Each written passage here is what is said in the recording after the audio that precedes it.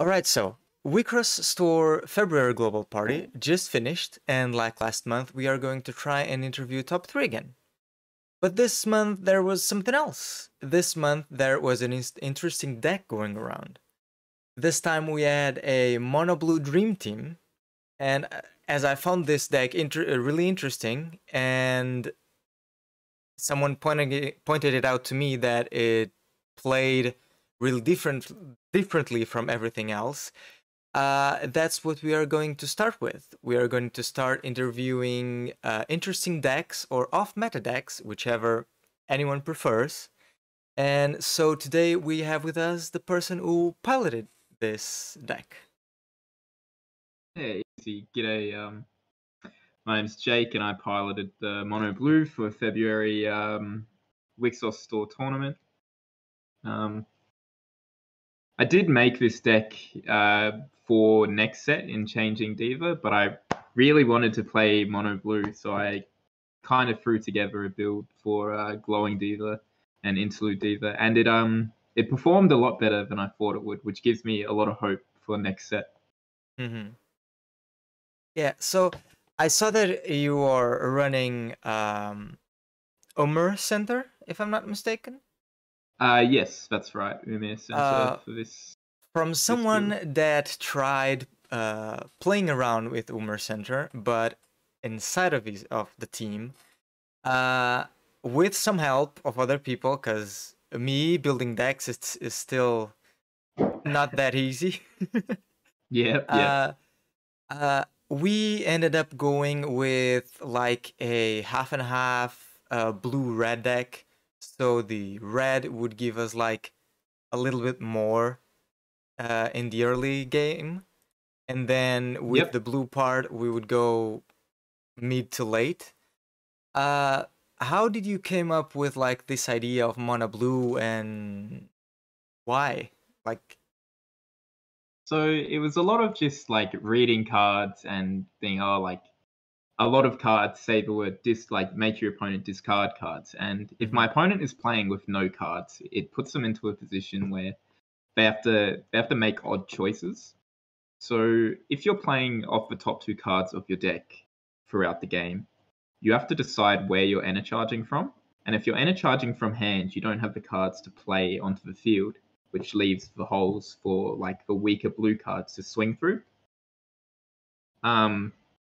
It was just like I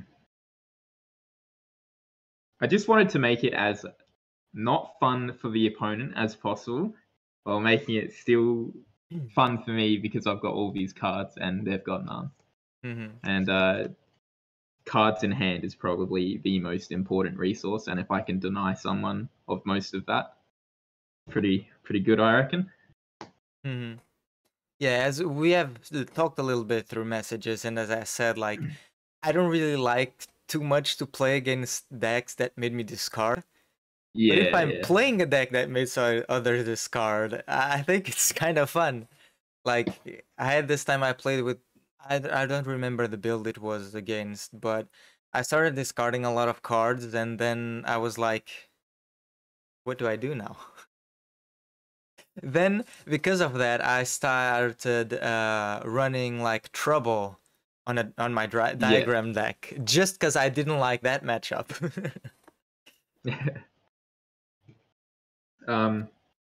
Yeah, going back to about the like having the red for the early game. I did sort of start off with a concept like that where it wasn't mono originally. And it was just like Ramael and Lancelot for like the early swings. Yeah.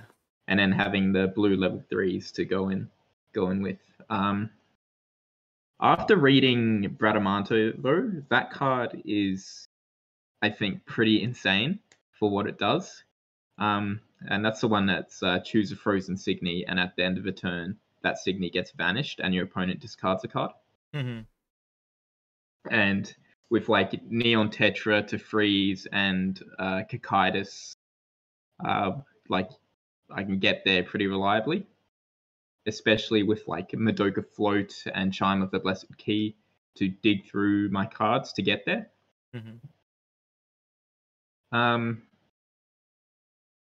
Cards like Clepsydra and High Circus Code Maze. They're not that great, but at the moment that's all we've got to work with, so that's why they're there. Same with Sharon, the level 1 that's pay 1 to draw 1, and Phantom Aquatic Beast that whenever it attacks I draw a card. Those cards are just like filler for next set that get replaced. All the cards do have a spot though. Like I've read like over all the blue cards 100 times, and I came to this assumption that this was probably the better mix of the cards. Like I play the vanilla level 3 because it's 13k, and this deck struggles so much with beating over large things, especially like white and red pose like the biggest threats. Yeah. Because as of right now, I feel like white and red are basically the two better colors that we have. Yeah, absolutely. White has those annoying low-level cards that can be targeted by level 2 or lower cards, and then Arcwayne. Yeah. And then red has a lot of removal and those cards that can just trample you at the beginning of the game, like we were talking earlier, like just remove and attack and all of that, like smaller cards. Yeah, Xiaoyan is definitely a problem for this deck because the starting turn you really want to see Neon Tetra and Bradamante, but if you can't get to use Bradamante or Neon Tetra because they've jammed 2 Xiaoyan on their first turn, it's like a sad times. Yeah. As I play Diagram, and as you might know, it's a lot of minuses to affect the other players' Signis and everything. When I get against like Zhao Yuns and Arquins and everything, I what can I do? I have to attack into them, or because I can't remove them for their damage then. Yeah. This deck, next set, a lot of the problems that I'm having with it now just get fixed, so I'm not too worried about it. Like the removal issues, they get fixed next set, in the forms of Snowmoo and ZR Tuo. I'm not sure if you know what those cards do in particular, but I've looked into some of set 2 stuff, and including blue. Since I'm playing Diagram, I like to go like to the next set and read every single blue, black, and green card. Just to see if there is anything that I could chuck into the deck and make it a bit better. I can't remember the names, but I remember there was a card that said like one of your opponent's frozen. Well, there is one that just straight out removes a frozen Signy, or like it removes unless your opponent discards a card or pays something. Pays 2, that's Pyroxene. And Pyroxene gets played next set as well because its effect is pretty insane.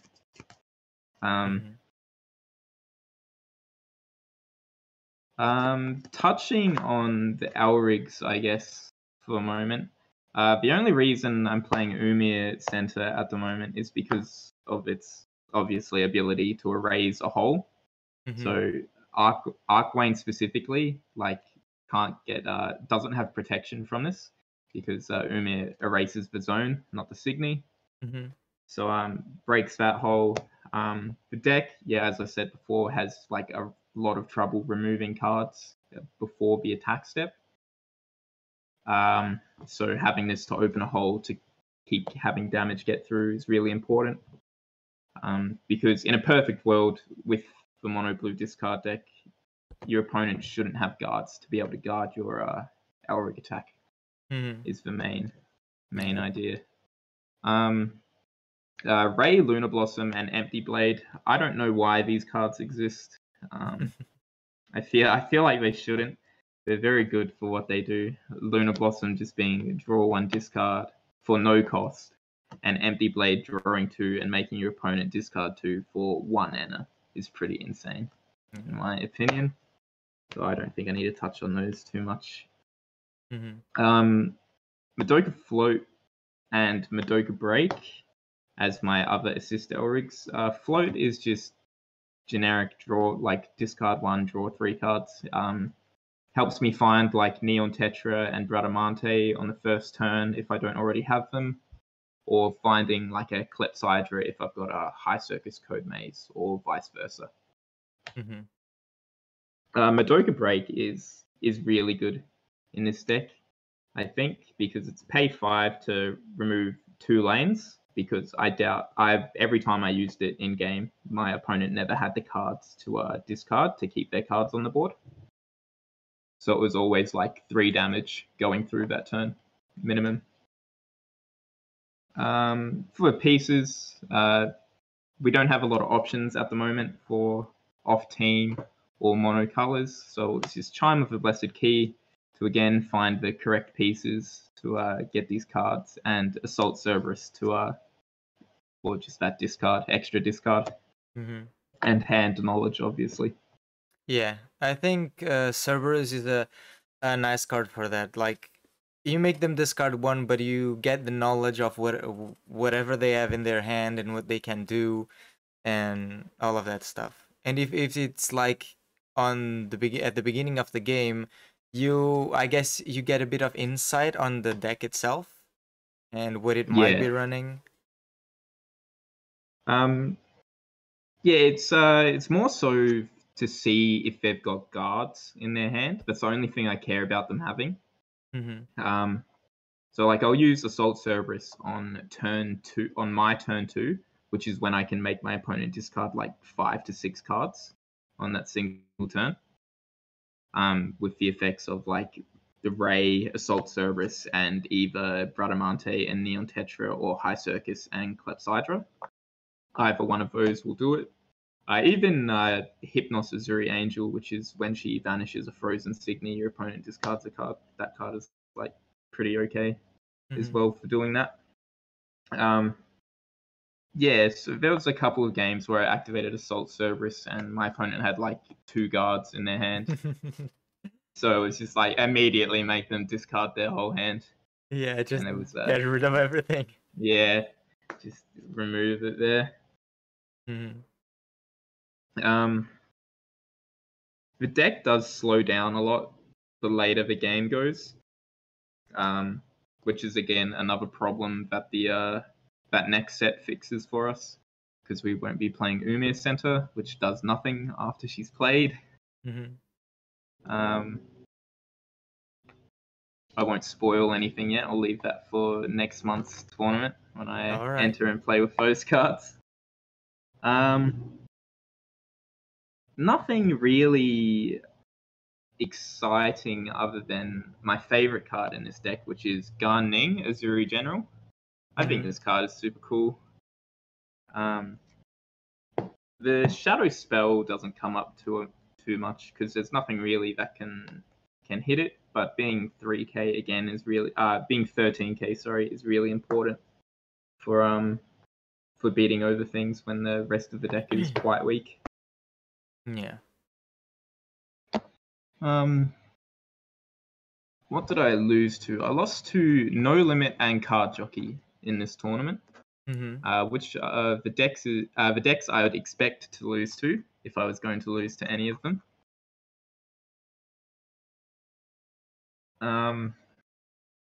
Just like standard thing. I did get high rolled by Card Jockey at the end.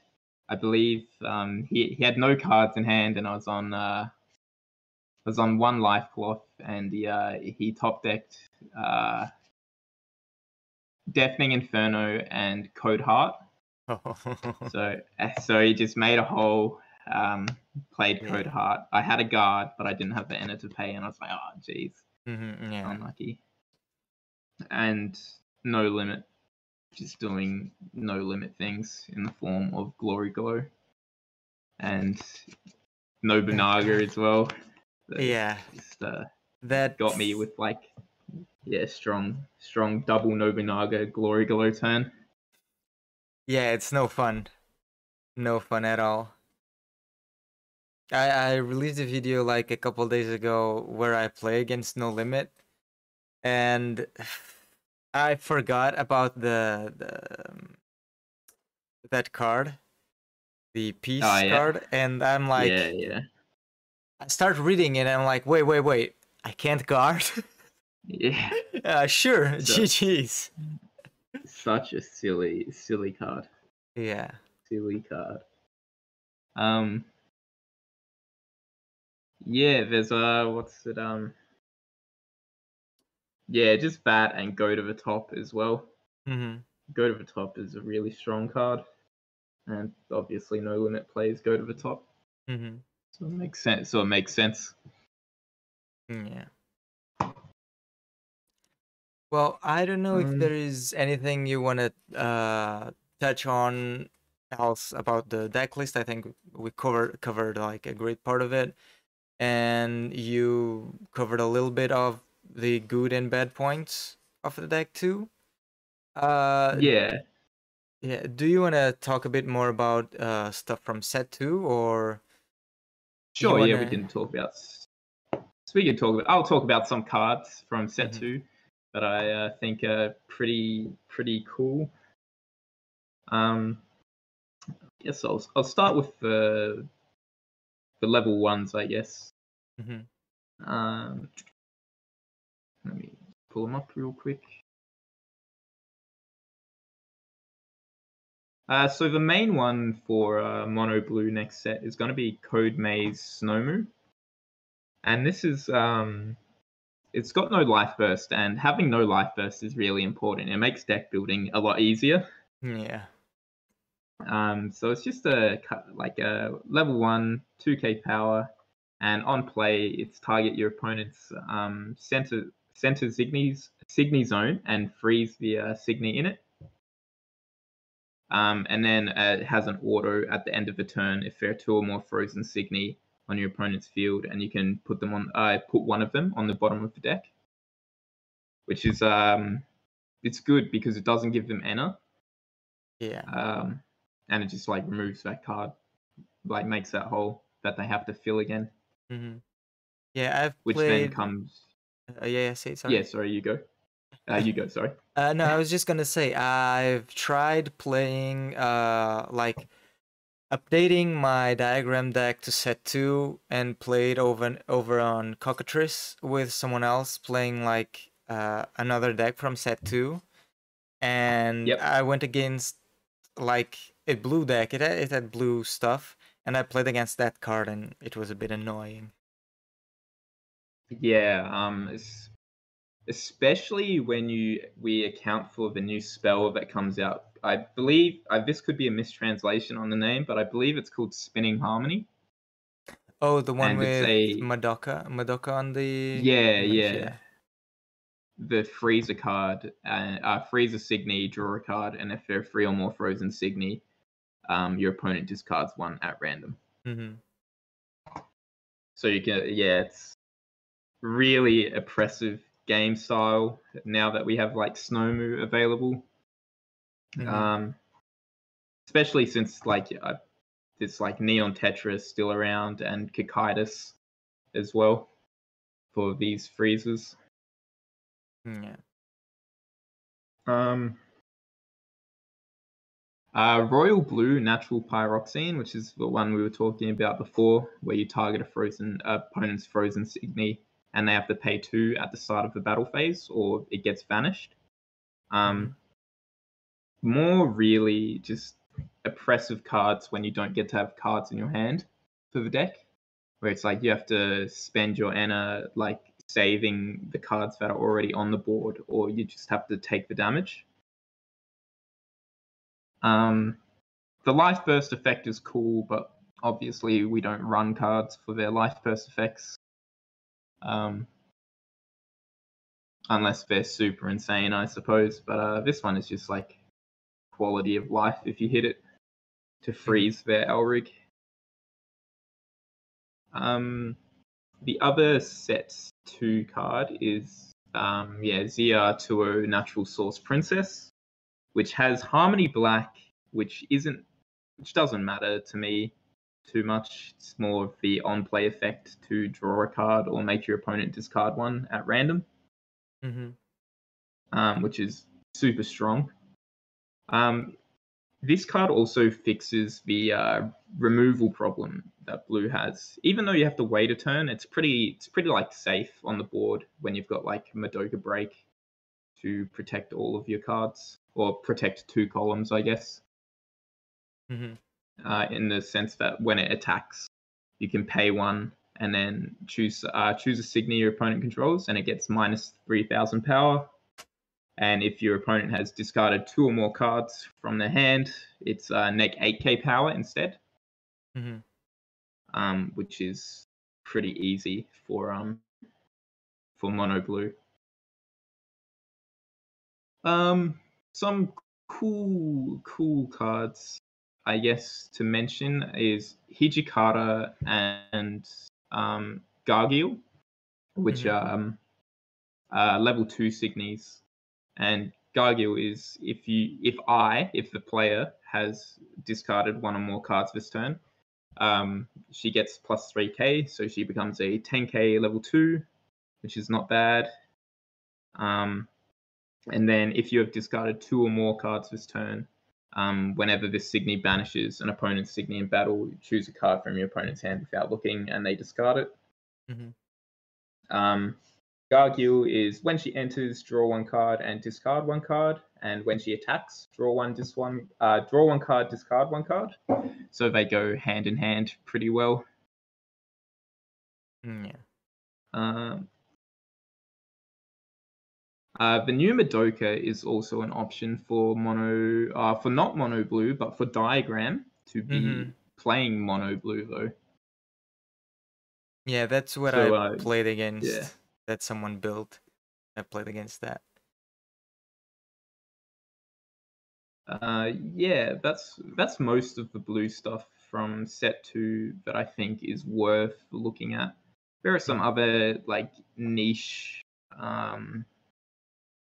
cards that go in for like some other decks, like Parthenos has like a Water Scam Great Trap, where it's just like if Parthenos is face down, you draw a card with Water Scam.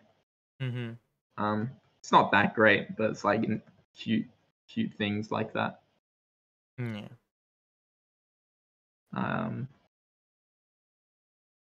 Shout out to Code Ancients Phalaris though. This card I think is insane for Diagram. Going off track a little bit here, which is Harmony for any 2 Elrics, and then whenever Phalaris vanishes a card, your opponent mills 10. Oh yeah, that will fix a lot of problems on my deck. Yeah, this card is very, very strong. Mill 15 if you've got Laneling as well. And then 15 more with the piece. Salvage, the piece, Yeah, that's one of the problems I'm having with my deck. I'm trying to make it go around making the opponent mill, but as of right now, you have like Lanling and the piece, I believe. Yeah. Other 2. And you don't really have anything else. So Phalaris is like the main card I'm picking out next set for my deck. For the rest, I have like 1 or 2 cards that I would like to pick up, but it's something minor. Let me just open it up if I don't forget. I'm still trying stuff out, but I have like Heket, Azure Angel that you can check top 3, and like Gamigin, Wicked Devil, that when you mill it from your deck, your opponent's Signies get like, you can pay 1 black and it gets minus 3k. I'm just playing around with that. I'm not sure if I like it that much. I'm just playing around with it just to see how I can. I would Yeah, for does. sure. There's a super cool black card coming out next set. Let me find it here. It's Molly Bedingham Natural Source. It's a level 1 Signy. It has a life burst effect, but it's whenever one of your opponent's level 2 or less Signy enters the zone in front of it, you may put Molly Bedingham and that Signy into the trash. Yeah. It doesn't target as well. So like if they put Zhao Yun in front of it, like you can trash Molly Bedingham and Zhao Yun is no longer a problem. Yeah. Yeah, that's a really neat card that I like a neutral black card. That's very good in my opinion for a level 1 as well. Yeah. Especially if you're playing Diagram, you can play like the green cards like Kyotsute to like swap zones. So Yeah. Kyotsute and Molly Bedingham like swap zones and then trash like a problem card. Other than blue, the rest of blue in set 2 is pretty like lackluster. Blue doesn't have a lot of love at the moment. Yeah. Outside of its it's not as bad as green though. green is pretty average at the moment. Yeah. It does get like marginally better next set. I think with some of the SRs. In which are they? I think I might be lying to you. I don't think they get better at all. I think they get a few things, but not like anything major. Nothing, yeah. Oh yeah, they get some niche stuff like Dre Influ, which is like it has like pseudo spell where if they target it, you just get like to draw a card or draw a card and then a charge one, which is not bad.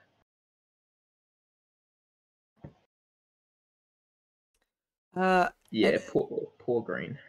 Yeah. So while we were talking, you mentioned something like, this deck is like really away from what probably they wanted us to play right now, since everything is just focused on just the teams themselves. And like, even though sometimes the team colors and everything are not the greatest, you play the decks like suboptimal just because the pieces are so strong and can do so much more than like playing something a little bit different, like getting away from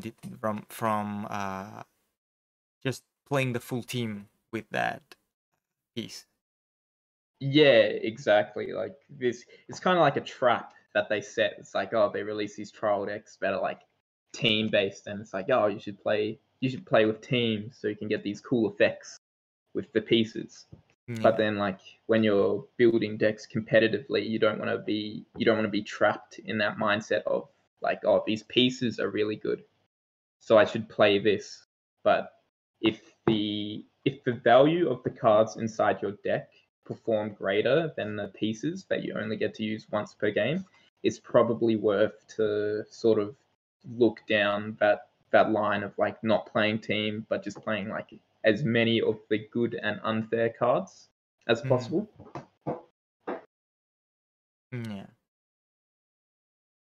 And I've played TCGs for as long as I can remember, so definitely fallen for this trap before of playing how I assume they want us to play, compared to like making my own stuff and making my own decisions. Yeah. I've played a lot of TCGs, but I was never like, I guess I was never really good at any of them. And yeah, same in the same boat. And like me, deck building was never really a great thing. I had to always building. I had to like always look stuff up and ask other people that if I was doing things properly, or like if there was something else that was more played than what I was thinking.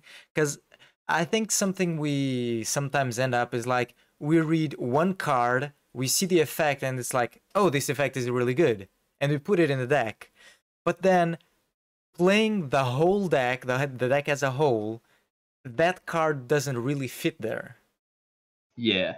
And I think I fall a lot of times into that thing. Like, oh yeah, this card is really cool. I really like it. I put it in the deck, and then like, well, maybe it doesn't work that well. It's funny you mentioned that because that was my exact thought process on putting Parthenos into this mono blue deck. Mm-hmm. It's like I read the effect and it's like it's pretty cool. Like it's a body that comes back, but you have to wait an extra turn. And it just doesn't really fit inside of this deck as well as I thought it would. Mm-hmm. Again, it's just being played because it's a big body that has an effect that could come up in comparison to other blue level 3s that exist currently. Yeah. Yeah, our card pool right now is still a bit limited. Limited for sure.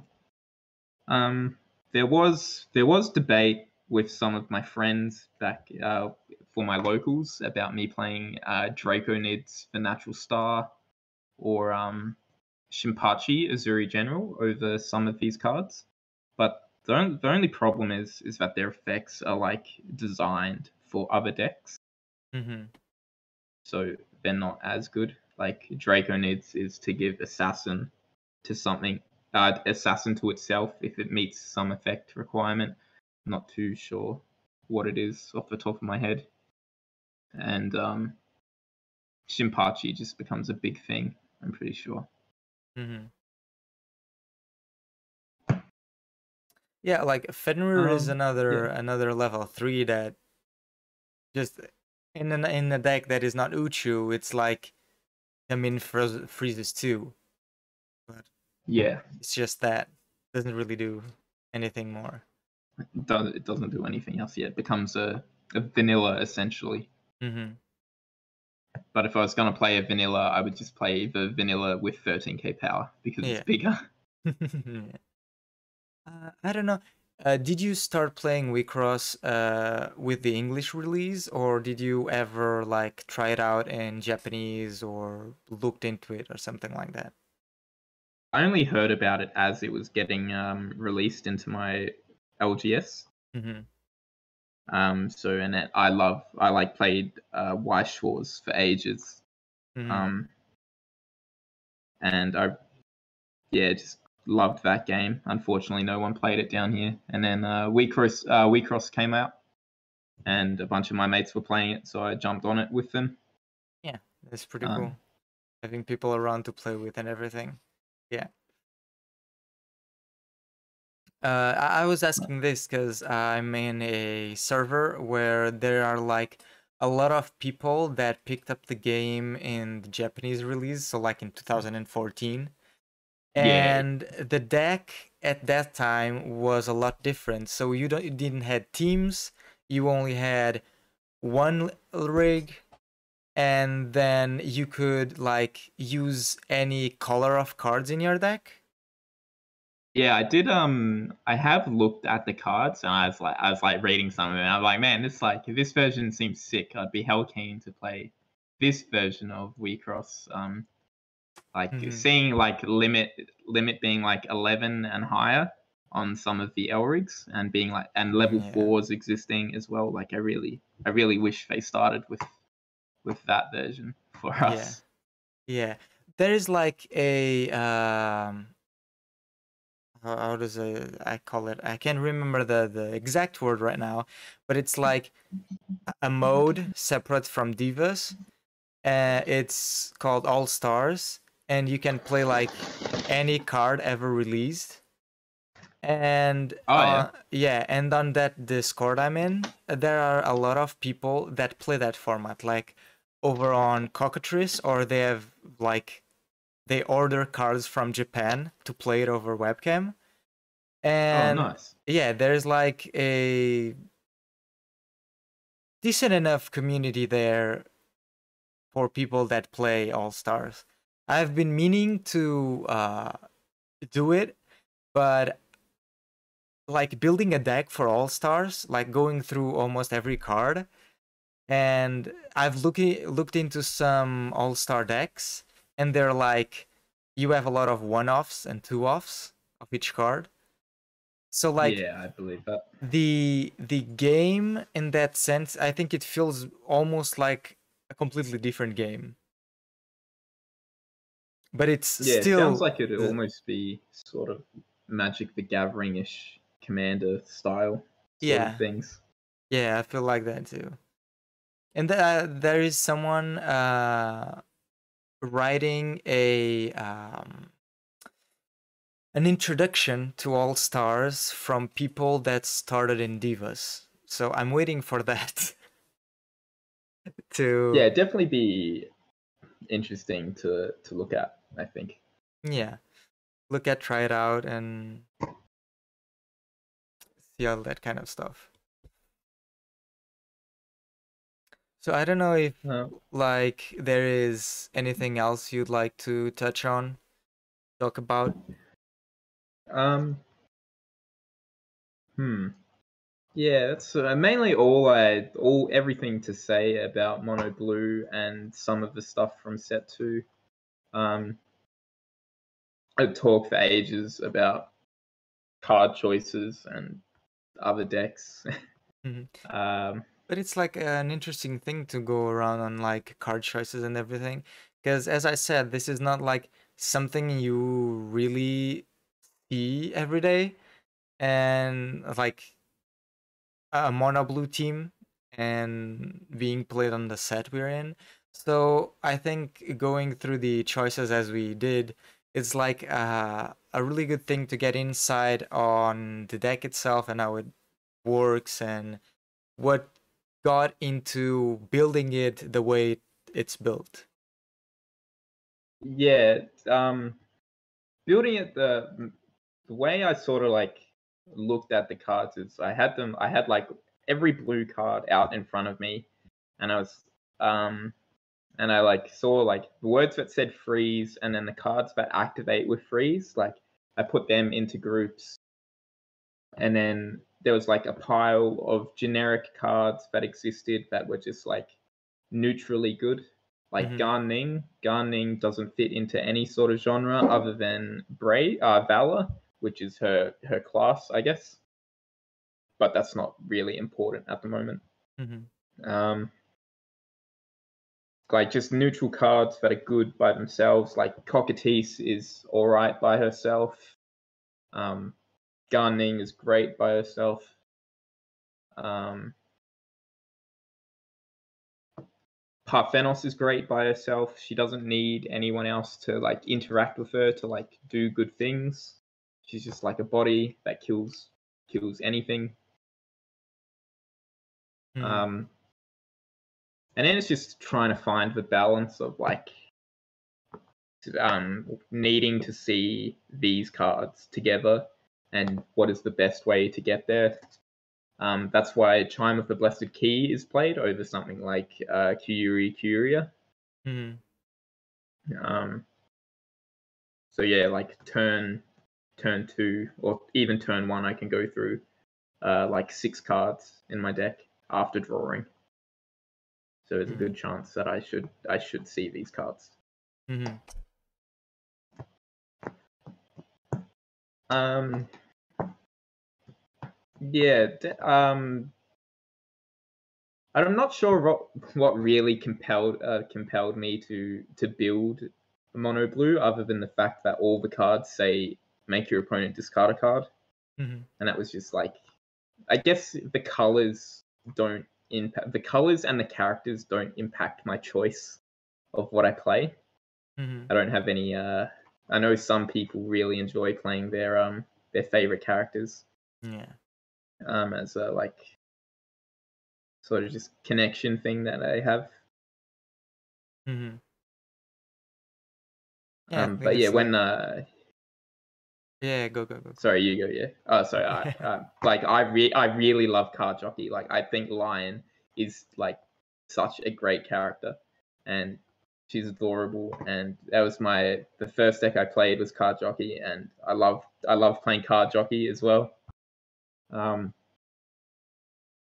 But if I was playing, like, if I'm building like for a competitive event, if we ever get those, like, I would throw Lion in the bin if I had to.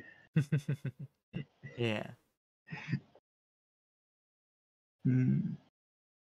From there on, like, if there isn't like anything major else, is there anything you want to shout out? Anything you want me to put in the description? It's not a big channel, but Yeah. Oh no, I'm sure you'll get there eventually, man. Yes, I was just shout out to my mate Chris, who's been helping me playtest like since the game came out, pretty much, and refining this future mono blue build, I should say. I scratched up the deck list that I played by myself in like 10 minutes before my first round. That's all right. But yeah, shout out to my mate Chris for helping me playtest and find the problems and then fix those problems. So yeah, that's good.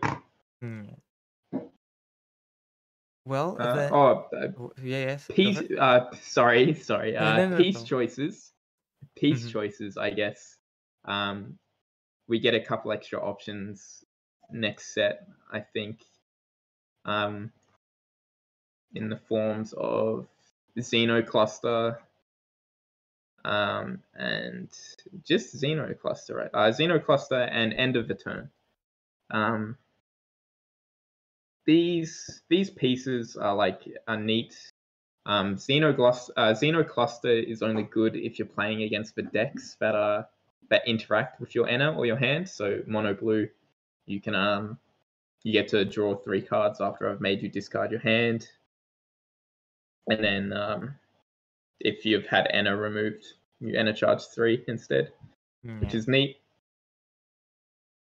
And then End of the Turn. I'm not sure what you would play End of the Turn for. Card seems not great. Yeah. Spells with total cost 3 or lower. Yeah, spell level. Yeah. I think we choose. Yeah, I think we end up choosing pieces that impact a bit more or help us a bit more. Because I don't think there is like any spell right now that will make like a big difference if it gets played or not.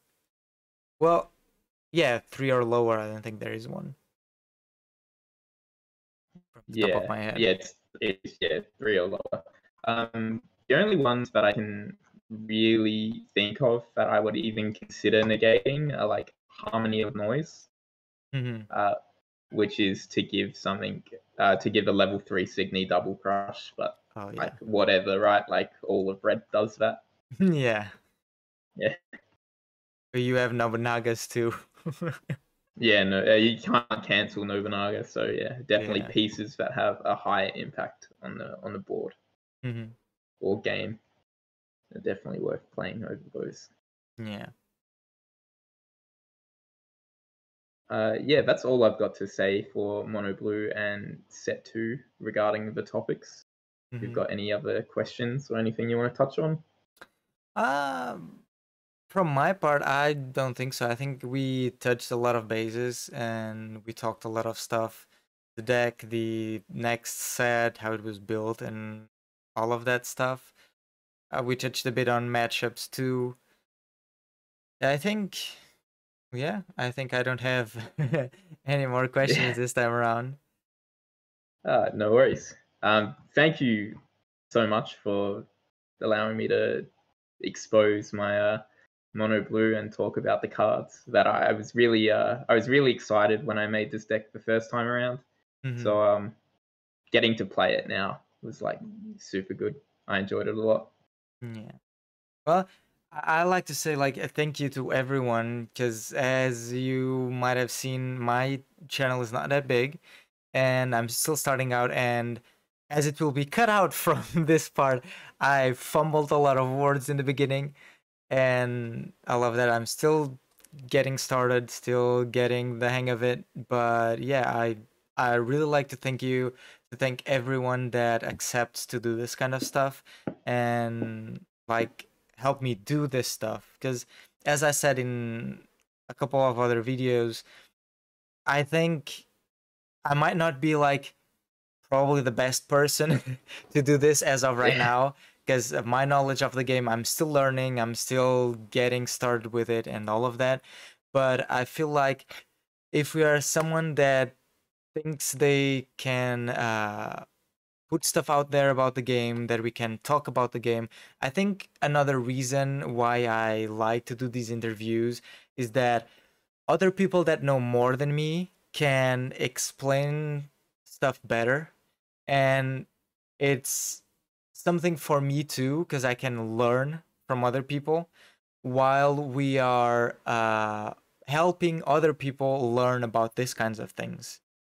Yeah, And for sure. if we can put stuff out there that other people might see and might like to hear and such stuff like that and get interested in the game and come over, try it out and all of that, I think it's something we should do and something I'm trying to do and that I would like to grow, learn more about the game and yeah, Yeah, bring anyone over that I can. I'm a horrendous teacher for card games. Like trying to explain my card choices to people is like in my head. I'm playing these cards because I think they're good over the other cards that exist. So trying to Mhm. explain the thought process behind why I'm playing X card over Y card is it's a bit strange to me when I just value the effects differently. Yeah. It depends on situations and everything. Yeah, what I think is more likely to happen, or hmm Yeah, and I've seen some stuff of people like doing deck profiles and stuff like that. And as of right now, I don't feel like I would be able to do a good enough job on explaining those and doing those as other people are like way way better at it than me. So that's why I haven't really done any of that as of right now because I don't feel like I'm the right person to do it at the moment. yeah. Um, Currently though, I think because the card pool is so small at the moment, and the best decks that exist, in my opinion, are Card Jockey and No Limit. hmm Um, Aside from my own, which is a bit of a biased opinion on my mono blue deck for future. Um, those decks, they're the best decks because their card choices are so easy. hmm It's so easy to pick out the right cards because the right cards have the best effects in like Nobunaga, Archwain, um, Zhao Yun, Lancelot, Remail, Deafening Inferno. All of those cards have insane effects for what the game currently is. Yeah. So it's very hard to mess those up, in my opinion. Yeah, it's like you basically want to run those cards if you want to have like a great deck to go to tournaments, and if you have red and white, that's basically what you're picking out from the card pool we have right now. I do think that no limit benefits a lot from playing some blue cards over white. hmm Like I see a lot of no limit decks playing like Harniel and just Harniel, like Harniel and like Archwains, um, which deck I don't think you should be playing them in no limit. I think you'd benefit more from like cards like Trouble, like you said, hmm to draw cards and yeah, Folklore, even just a 10k with a neat life burst effect. Um, but yeah, that's just my hmm opinion on it. Yeah. Yeah, I feel like there are some cards that I don't know. It's as I said before. I really like Trouble. I've pitched my deck build to some people to like, hey, I don't think this is really good. Can you help me out a bit? And one thing that we talked about is like that Trouble might be a bit too expensive for the deck or diagram, but it saved me like a few times already, and I really liked it. I'm running it at 2, I believe. Uh, but yeah, it might be a bit expensive, but it saved me too many times to like. I need Yeah, to have like a few games that it just goes to shit, and I can't like it doesn't really help me to make my head just go. Yeah, you have to remove it from your deck. But as of right now, even though it might be a bit expensive, I'm like, but it saved me so many times. I guess for diagram, you can sort of you can look at what you prioritize Musica's effect. So like return a level 1 Signy. So like Hmm. if you play Madoka Float, you can sort of like just have that to draw more cards Yeah. over over Trouble. Yeah, Um, I'm running the both the like the Madoka that draws and the Sanga that enter charges from drop. yep. Yeah, yeah, fair. Yeah, Um, I like to bounce those two. yeah, if you're not playing the Sanga that gives Lance, it's I think it's definitely worth to use Musica's effect on the Madoka to draw 3 cards. Hmm. Yeah, yeah, that's one of the points that they made, and I can understand that. Is like I have Madoka, I have 2 Trouble, and I have 4 Sharons or Sharon or whatever that card is called, Yeah, level 1 that the pay pay 1 one. draw 1. Yeah, Uh, because in the start I was like I was not running Trouble and I was running the level 1 and Madoka. It was pretty okay, but then I got to a point that I feel like I have too much draw on the deck as of right now. yeah.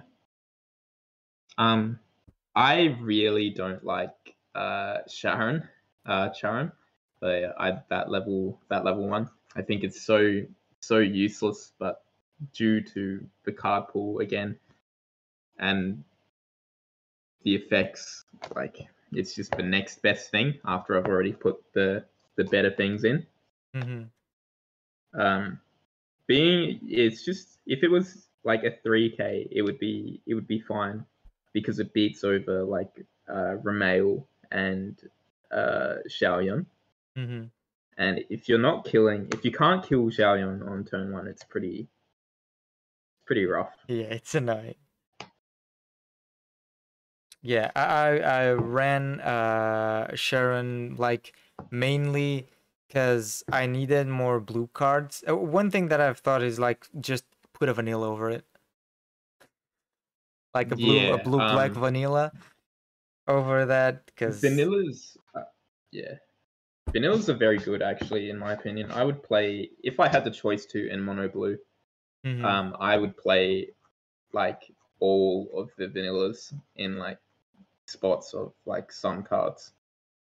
Yeah. Like the level 2, I would probably play the level 2 vanillas because they're 10k and Mm-hmm. big. Yeah.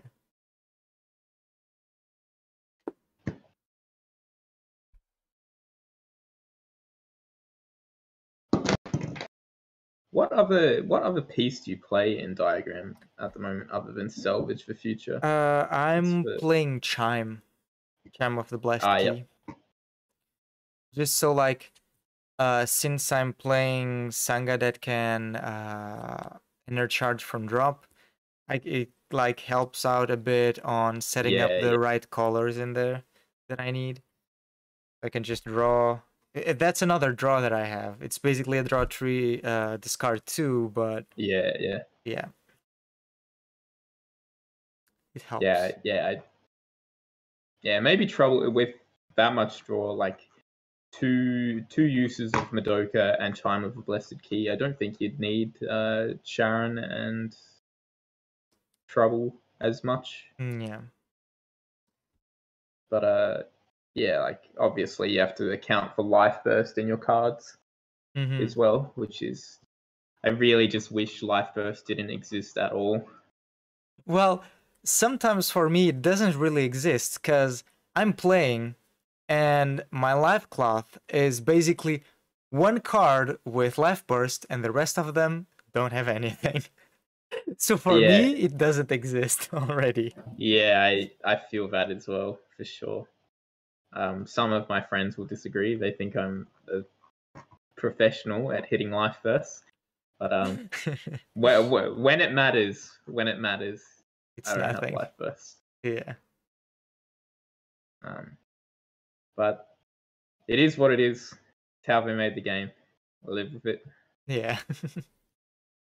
There is always something in the games that we might feel like, maybe this shouldn't be here, but well, it's how they made it. It made sense for them. Might make sense for me in the future, but The only problem I have with it is there are such gas life burst effects that it just doesn't matter how you play anymore. That if they hit them, they're just gonna they can just win off of it regardless. mm-hmm. And that's sort of from if this again going to a competitive standpoint, where if I was playing to win a tournament, I would not want my correct decision making to be ruined by, oops, my opponent hit a life burst and now I lose. Yeah. I didn't got too against it, kinda like that, because I don't know. Have you ever played Vanguard? Yeah. Sorry. Yeah, I've played Vanguard before. Yeah. So Triggers. Yeah. Yep. That was something really annoying too. Like you can get really lucky, just grab double crit and crit your opponent to death. Yeah.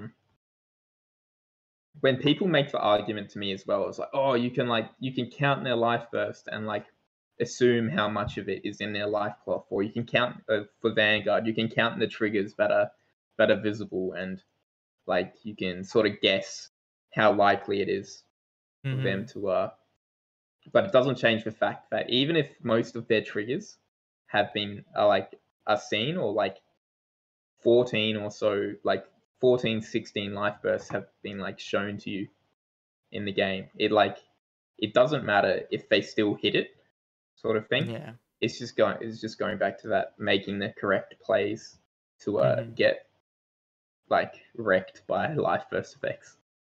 Yeah. But it is what it is. Hopefully in the future, I hope they release a card that's when this card damages your opponent, life burst effects don't trigger, or something for the turn, life burst effects don't trigger. I think Yeah. that'd be That'd be those cards a interesting. lot. I'd like that, yeah. Well, you can always mill your opponent. Yeah, just mill that. Yeah, just play diagram if you hate triggers. Yeah, exactly. Yeah.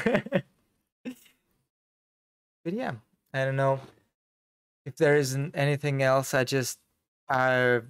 You said thank you, I said thank you, and I just say thank you again because Yeah, this is no, thank you as well. This is such a big thing, and I just feel like the community as a whole is so welcoming and is always okay to do stuff like this. And yeah, I just think in general the community of the game is a really cool. Yeah, Really from good what one. I've seen so far, it's definitely one of the more chilled out communities than not slamming the other TCG communities, but from my experiences, ones like Yu-Gi-Oh and stuff can get a bit Yeah. rowdy. Yeah. Yu-Gi-Oh for sure. Then I don't know if you have anything else to do, so I don't wanna I have this thing that I don't like to take too much of other people's time.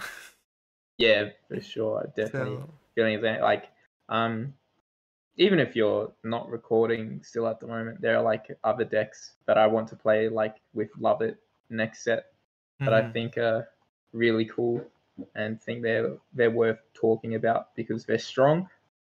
I guess I could talk about some of the other set 2 cards instead of going over the whole deck, which most people already know what Card Jockey does. So I don't think there's much to go on other than the new DJ Love It Center, which is pretty cool, I think. So yeah, if you've got the time and don't mind, I wouldn't mind talking about some of the newer cards quickly. Oh yeah, sure. For Changing Diva, I guess I'll start with DJ Love It Center. It has, so just like discard, this deck is denying a different resource. It's denying Enna instead. Yeah. And some of the cards that came out, you can really capitalize on this effect. So like the Act skill, it's a team effect for Card Jockey. You down your level 3 Love It. If your opponent is also level 3, you can choose one card in your opponent's Enna zone and put it into the trash. And then it's got the on-play effect of just vanish a target Signy, which is like whatever, cool, I guess. And then it's got the same once per turn as Lion, where you down and up to level 2 Elrig, and then up the center Elrig. So you can trash 3 Enna on your turn before you Endless Punchline if they are level 2. If your assists are level 2 or higher. Goes hand in hand with Go to the Top as well. So Go to the Top, and then once per game you like trash 6 of your opponent's Enna, so they can't call their assist Elrigs. And then you get to search your deck as well for a card, so you can sort of like manipulate. It's like a lot easier to manipulate the chances of hitting Endless Punchline for 3 attacks instead of 1 or 2. Phoenix Natural Star Princess is a level 3 SR that comes out, and I think it's really good as well. It's got Harmony for a white Elrig, so you just down Lion, it's no problem. And it has 2 auto effects. For at the beginning of the attack phase, if this Signy is upped, target 1 card from your opponent's Enna zone that doesn't share a card with their center Elrig and put it into the trash. So it's like this hits dual color cards as well. So if you're playing against Diagram and they've got a blue-black, you can hit the blue-black card because it doesn't share the color with it. And then its second auto effect is at the end of a turn, if 2 or more cards were put from the opponent's Enna zone into the trash, you draw a card, which is just like cool. Yeah, there's a lot of neat stuff around, like still progressing the board state and still dealing damage without giving them too much Enna. In the fact that you can you down Love It to like trash an Enna, so Love It can't attack that turn unless you obviously use Endless Punchline or up her with level 2. But then you like still have the cards to go through for attacks, and like with cards that already exist, like Code Art Chandelier and Mars Crimson Angel. Yeah. Those cards all interact with the Enna zone and trashing them. Yeah, and it's all about just getting to that stage where you can Endless Punchline for game, usually. Yeah, I feel like other than denying inner charge is something that can just win you the game. Yeah, for sure. Because there isn't really anything the opponent can do, like Unless they're playing green and a lot of cards to enter charge, it's just Yeah. Yeah, the card jockey does not change much at all for next set.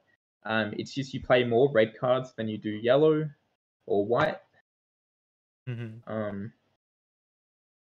Like you still play Code Heart because the effect is like super good.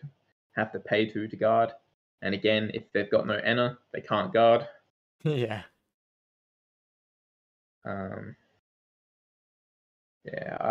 Mars Crimson Angel Princess effect to gain Assassin comes up way more often in this deck than it probably ever should. Just with the like endless punchline turn and getting rid of 6 enter. You can sort of you don't have to give them more enter by giving Mars Assassin, so you just attack over it.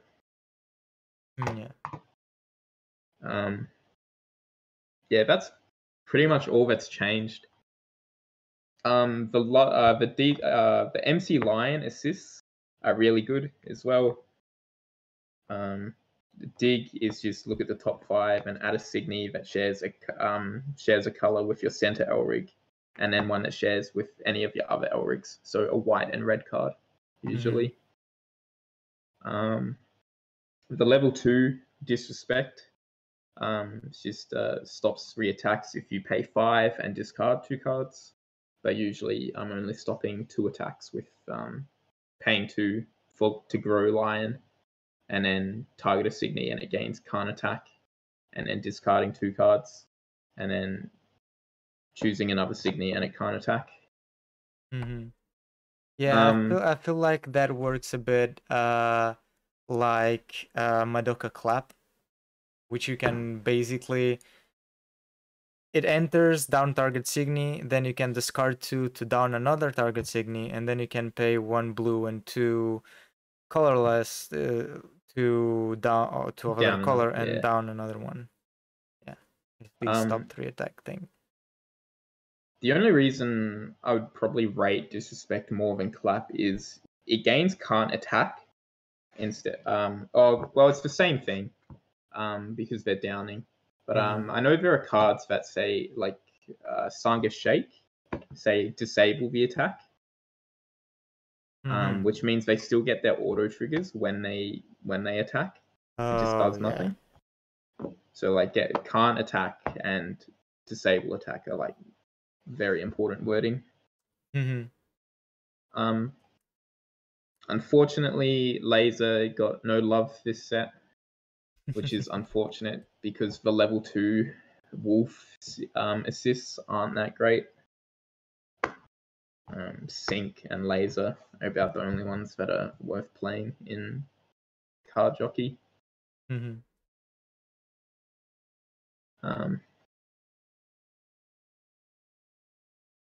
I was playing Nobunaga in my list, but I opted to play Harmony of Noise instead, which is the spell to give a level 3 double crush. So you can do that with Mars, give her Assassin, and then play Harmony of Noise, give her double crush. Yeah. It's a bit cheeky, that one. It was the upper level 3 Signy for this set in red that I thought was pretty neat. I believe it's Darji. Yeah, Darji Crimson Devil Princess. This card is super cool because if your opponent doesn't deal with it, it's like a super big problem. It's got 2 auto effects, which are where'd it go? Whenever one of your life cloth is crushed, you can draw a card. They're both once per turn as well. And the other one is when one of your Signy is put into the trash by a cost or your effect and a charge 1. So like you could play Good Dig with this card on the board and like basically play Good Dig for 1 enter. And Good Dig is already insane enough as it is. And then it's got an on-play effect. I don't think I would ever use the on-play effect, but it's you may crush one of your life cloth, and yeah, just crush a life cloth. I guess there's an argument for it with sync, where you know what your life cloth is, where you could crush it to trigger a life burst effect. Yeah. One thing that I've been looking into in this game since I started looking at cards is like the demon archetype. For some reason, I really like it, like the kill your own stuff and get effects out of it. And well, this Daji I think could work in there too, because it's like when a signature refill is put into the trash by the cost or by your card's effect and charge one, it's like, yeah, you use your effect and you get stuff out of it. One thing that I want to try in the future is a dream team with demons. It's something that I think in next set they get a few things, but I think in later sets they get better stuff. Like I believe set 4 or something. I've been like thinking about it though, so I already got some of the demons you can already get. I have the cards myself to then try and do something. I think a color I want to go with it. It's like what was it? White, black, red, or white, black, blue, something like that. Still looking into it, but yeah, for sure. Just off the top of my head and what I can remember, I remember that blue, black, and red have really good angel signi. This next set, I know blue gets a really good angel card in the form of Armor B, Azuri Angel Princess. Yeah. Where it's like, where it has an auto effect where if you've got 3 or more angel signi on your field, you can draw a card when it attacks. At the beginning of the attack phase. So Armor B plus 2 other angels, and you draw a card. And then when she attacks, if there are 15 or more angel signi in your trash, you can target one of your opponent's Elrics and pay 1 blue and 1 colorless. And if you do, freeze it. Freezing an Elrig is like major. Super good. And then black obviously has some of the angels that can mill cards. So you can always get to that sort of 15 cap pretty easy. Yeah. That's everything from next set for Card Jockey that I think is worth playing. There's a white level 3 Yaikiri, and it's fetches a guard when it attacks. Every time it attacks, you can pay 2, add a guard from your bin to your hand, and whenever you guard, you draw a card. Pretty neat. Yeah. All right, I think that's all to talk about currently. All right. I think I'm talked out. Well, depending on you are gonna be playing Mono Blue again next tournament, right? Yes. All correct. Right. New Mono Blue. With all the changes.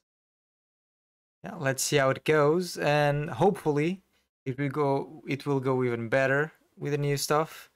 And yeah, if you get top 3, I guess we will be talking again. Or if with the changes and everything,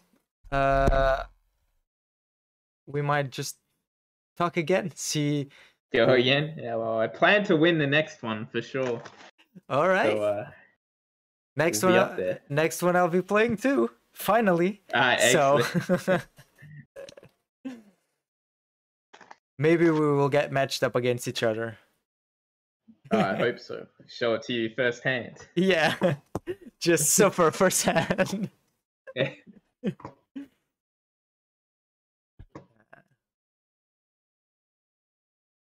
Awesome. Well, thank you very much for doing this interview with me. And yeah, I know we said thank you about 6 times to each other, but yeah, still very much appreciated to talk about Wixoss with people. Yeah, and I'm the same. I'm just real grateful for this, and that people accepted, and you reached out too. Since I wasn't able to like reach out as soon as someone pointed it out, you reached out, and we just talked about it, and we marked the day, and here we are. I just thank you a lot for this, for all of this stuff. I'm really enjoying the game, and yeah, I'll, as much as I can do this, I'll be doing, because I really like it. I really like to talk with people about the game, card choices, decks, and all of that. So yeah. Yeah, for sure. That's us then, I think. If that's wrapping it up, that's how we're gonna wrap it up. Yeah, I guess so. Yeah. Sure. Awesome. Well, you take care of yourself, mate, and have a lovely day. All right. Thank you, and the same to you. Yeah, see you. Catch you later, mate.